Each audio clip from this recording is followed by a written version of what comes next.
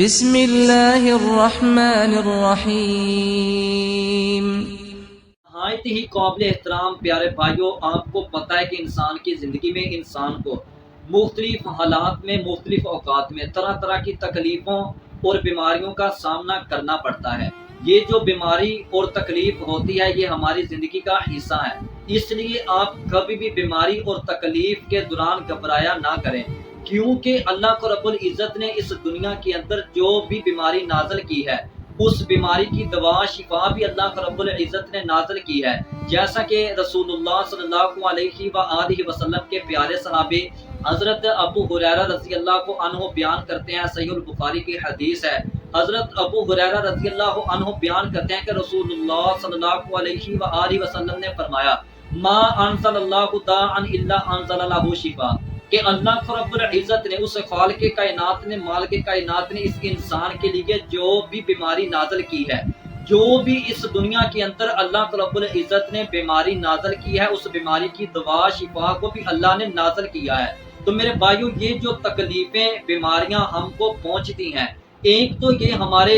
مسلمان گناہگار مسلمانوں کے لیے کفارہ گناہ ہوتی ہیں، اور دوسری طرف نیک مومنین، نیک مسلمانوں کے لیے، نیک لوگوں کے لیے بلندی کے درجات کا باعث ہوتی ہیں۔ تو اس لیے آپ کو جب بھی کوئی تکلیف بیماری پہنچتی ہے، ایک تو تم صبر کیا کرو، پھر صبر کے ساتھ ساتھ اپنے رب سے مدد طلب کیا کرو، اپنے رب سے تندرستی، صحت یابی، شفا کا سوال کیا کرو کہ اے اللہ مجھے میری بیماری میں شفا عطا فرما، اے اللہ مجھے تندرستی عطا فرما، اے اللہ مجھے مکمل جلد شفا کاملہ عاجلہ عطا فرما، کیونکہ تو شفا دینے والا ہے، اے اللہ تو شافی ہے، اس لیے مجھے شفا عطا فرما۔ اور اس لیے یہ جو بیماری اور تکلیف ہم کو پہنچتی ہے، یقیناً یہ اللہ کی طرف سے ہمارے لیے رحمت بھی ہوتی ہے،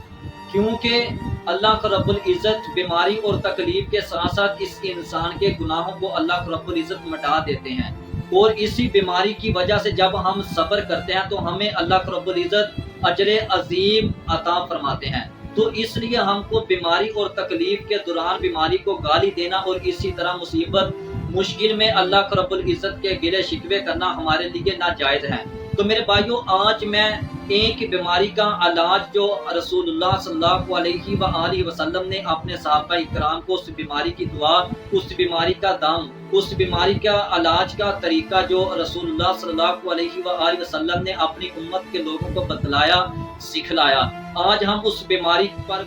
وہ بیماری کون سی ہے کہ پھوڑے، پھنسی، زخم، چوٹ۔ آپ کو پتہ ہے کہ مختلف قسم کی بیماریوں میں سے یہ بیماری پھوڑا، پھنسی، زخم، چوٹ، یہ ایک بہت ہی تکلیف دہ بیماری ہے، اور یہ بیماری اکثر ہمارے چھوٹے چھوٹے بچے اور ہمارے اکثر لوگوں کے کانوں میں اور آنکھوں پر پھنسی بن جاتی ہے، کانوں میں زخم ہو جاتا ہے، اور اسی طرح سر پر پھوڑے پھنسی نکل جاتے ہیں، اور اسی طرح جسم کی جلد کے اوپر مختلف اعضاء پر یہ پھوڑے پھنسی دانے بن جاتے ہیں۔ اور اس بیماری کا علاج رسول اللہ صلی اللہ علیہ وآلہ وسلم نے کیا بتلایا ہے؟ صحیح البخاری کی حدیث نمبر 6319 کے اندر حضرت امی عائشہ رضی اللہ عنہا بیان کرتی ہیں کہ رسول اللہ صلی اللہ علیہ وآلہ وسلم کے پاس جب بھی کوئی ایسا آدمی آتا کہ جس کو پھوڑا، پھنسی، زخم وغیرہ ہوتا، تو اس آدمی کو رسول اللہ صلی اللہ علیہ وسلم دم کیا کرتے، اور جب دم کیا کرتے تو وہ کون سی دعا پڑھتے؟ فرمایا کہ بسم اللہ کی ترباتو ارزینا بریقاتی بعضینا یشفا سکیمونا باذن ربینا۔ تو میرے بھائیوں، یہ 6319 صحیح البخاری کے اندر حدیث ہے۔ اس لیے پیارے بھائیوں، اسی طرح میں آپ کو ایسی بیماری، پھوڑا، پھنسی، زخم، چوٹ، ایسی بیماری کا دم کے ذریعے علاج کرنا، اس بارے میں مکمل طور پر آپ کو ذرا تھوڑا سا تفصیل کے ساتھ دم کا طریقہ بتاتا ہوں۔ جب بھی آپ کسی آدمی کو ایسی بیماری میں دیکھیں اور اس آدمی کو آپ دم کرنا چاہیں تو آپ نے کیسے دم کرنا ہے؟ سب سے پہلے آپ نے سورہ الفاتحہ کو، قرآن پاک کی سب سے عظیم اور سب سے پہلی سورت سورہ الفاتحہ، اس سورت کو آپ نے 7 مرتبہ پڑھنا ہے، اور اس کے بعد آپ نے درود شریف پڑھنا ہے۔ پھر اسی طرح دوسری بار آپ نے